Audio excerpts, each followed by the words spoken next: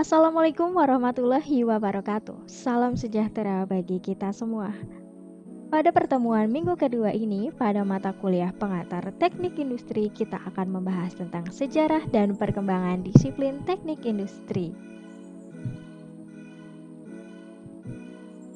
Kita seringkali berpikir bahwa kesuksesan seperti piramida, tembok besar Cina, bangunan-bangunan Romawi, dan lain-lainnya sebagai contoh kesuksesan ilmu teknik di masa lampau. Masing-masing contoh di atas merupakan salah satu hasil yang menakjubkan dari penerapan ilmu pengetahuan. Namun, seringkali keberhasilan lainnya kurang disadari seperti bidang miring, busur, paku, dan kincir angin merupakan usaha engineer untuk menyediakan hidup yang lebih baik.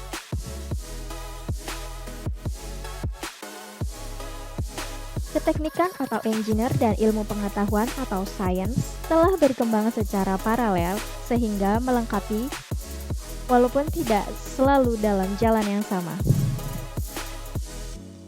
Pada pengetahuan atau sains terfokus pada pengembangan ilmu pengetahuan dasar, sedangkan pada keteknikan atau engineering terfokus pada pengaplikasian atau penerapan pengetahuan atau sains untuk mencari pemecahan permasalahan-permasalahan yang ada serta usaha untuk membentuk hidup yang lebih baik.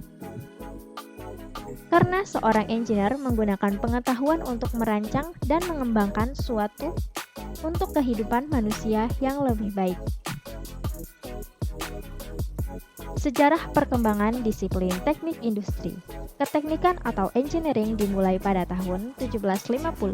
Kita memilih tahun tersebut sebagai permulaan era modern karena sekolah teknik pertama kali terdapat di Prancis pada abad 18. Salah satu perkembangan yang penting adalah ditemukannya mesin uap yang memiliki banyak kegunaan. Kalau kita belajar tentang sejarah perkembangan teknik industri, pasti nggak jauh-jauh membahas tentang revolusi industri. Revolusi industri itu apa sih? Revolusi industri adalah perubahan besar dan radikal terhadap cara manusia memproduksi barang. Bila tadinya ada beberapa hal yang semula begitu sulit, lama, mahal, maka dengan adanya revolusi industri, beberapa hal menjadi mudah, cepat, dan murah.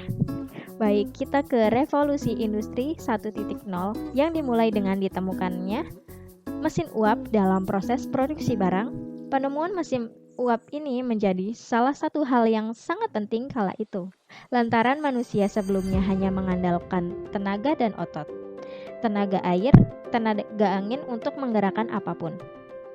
Pada revolusi industri 2.0, tenaga uap mulai digantikan dengan tenaga listrik. Semula proses produksi dilakukan dengan cara paralel, digantikan dengan serial menggunakan tenaga listrik. Conveyor belt dan lini produksi dapat menurunkan waktu produksi, serta terjadi produksi massal di bidang transportasi. Selanjutnya, revolusi industri 3.0 ditandai dengan adanya mesin yang bergerak dan berpikir secara otomatis, yakni komputer dan robot atau bisa disebut otomatisasi. Pada revolusi industri 4.0, perpaduan kemajuan dalam kecerdasan buatan, robotika, internet, percetakan 3D, rekayasa genetika, komputer kuantum, dan teknologi lainnya digunakan dalam industri, serta digunakannya internet dalam prosesnya. Revolusi ini disebut revolusi digital. Baik, saya akan memberikan kata kunci pada setiap revolusi industri. Pada 1.0 saya akan memberi kata kunci mesin uap, 2.0 listrik, produksi massal, dan lini produksi, 3.0 otomatisasi, 4.0 revolusi digital dan internet. Selanjutnya, sejarah perkembangan disiplin teknik industri. Pada tahun 1832, Charles B. mengembangkan dan meningkatkan ilmu ilmiah dalam studi manajemen. Pada 1881, Frederick W. Taylor mengawali studi tentang pengukuran waktu kerja atau time study. Pada 1907, Henry L. Kahn, sistem pemberian upah dan bonus kerja, serta pengenalan Gantt chart. Pada 1909, Frank D. Gilbert studi mengenai gerakan kerja atau motion study dan ekonomi gerakan atau economy motion.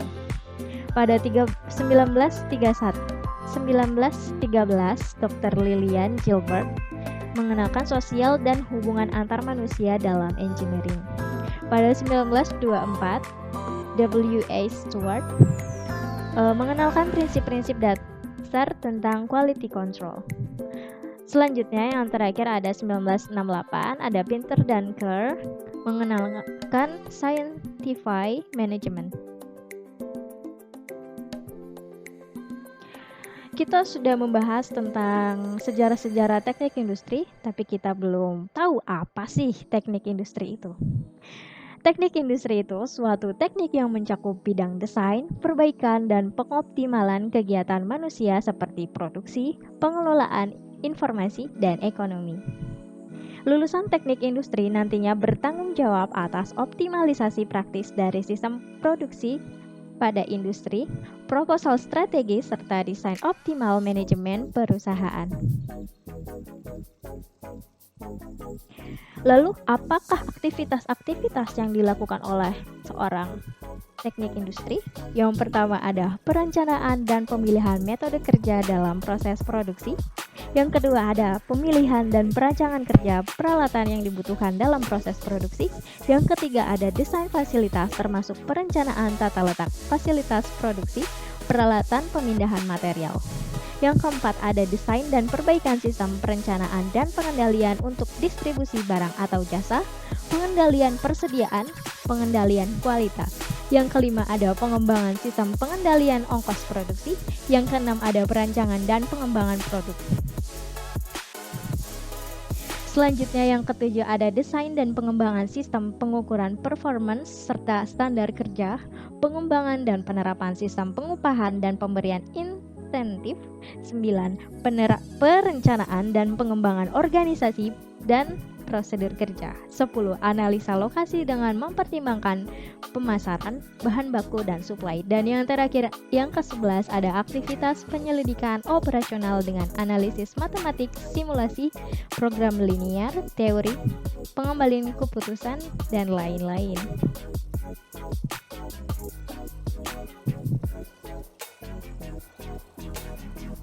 Ilmu dasar disiplin teknik industri. Yang pertama ada analisis dan perancangan kerja. Dalam analisis dan perancangan kerja dibahas studi work atau work study dan pengukuran kerja atau work measure. Studi kerja berkaitan dengan pencarian prosedur dan pelaksanaan kerja. Selanjutnya, pengukuran kerja berkaitan dengan penentuan waktu standar yang digunakan dalam melaksanakan kegiatan kerja. Selanjutnya yang kedua ada pengawasan operasi, yang ketiga ada manajemen operasi, yang keempat ada ergonomi. Ergonomi atau human factor, ilmu yang mempelajari tentang keterkaitan orang atau manusia dengan lingkungan kerjanya. Dibagi menjadi 4. Pertama adalah skeletal atau muskular tentang kerangka atau otot. Yang kedua ada sensori atau alat indera. Selanjutnya ada lingkungan dan yang terakhir ada mental. Yang kelima ada perencanaan dan perancangan fasilitas. Keenam ada material handling. Yang ketujuh ada riset operasional. Yang kedelapan sistem produksi. Yang 9 manajemen, dan yang terakhir yang ke-10 ada simulasi. Hubungan antara teknik dan sistem industri dengan disiplin ilmu lainnya. Teknik industri memiliki hubungan dengan disiplin ilmu lainnya seperti teknik mekanik atau teknik mesin, ada teknik sipil, teknik militer, teknik kimia, psikologi, ilmu manajemen, operational research, statistik, kimia, matematika fisika, teknik elektro, ilmu komputer, dan ilmu sosial. Semua tergabung menjadi Industrial and System Engineering atau dengan kita sebut dengan teknik industri. Tiga faktor yang harus dilakukan agar aplikasi teknik industri dapat berhasil. Kita sebagai engineer teknik industri harus mengoptimalisasi tiga hal ini.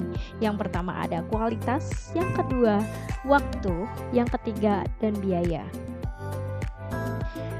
Karena tujuan teknik industri adalah menjamin bahwa produk atau jasa yang dihasilkan berkualitas, tepat waktu, dan biaya yang dikeluarkan itu sesuai. Atau kita bisa menginput seminimal mungkin untuk menghasilkan output yang semaksimal mungkin. Terima kasih, sekian dari saya. Wassalamualaikum warahmatullahi wabarakatuh.